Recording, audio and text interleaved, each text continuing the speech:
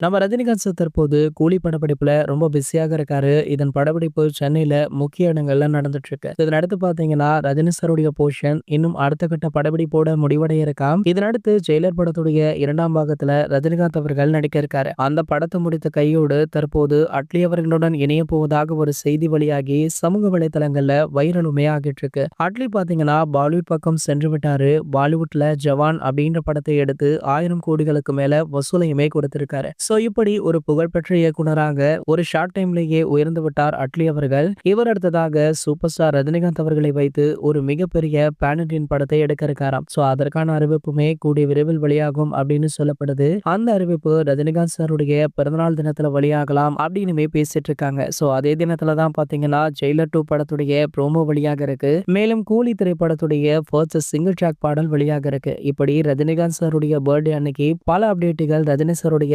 ரசிகர்களுக்காக காத்துட்டு இருக்கு. இந்த அப்டேட்டுகளை பற்றிய அறிவிப்புகளை நீங்க உடனுக்குடனே தெரிஞ்சுக்க நம்மளுடைய சேனலை மறக்காம சப்ஸ்கிரைப் பண்ணிக்கோங்க.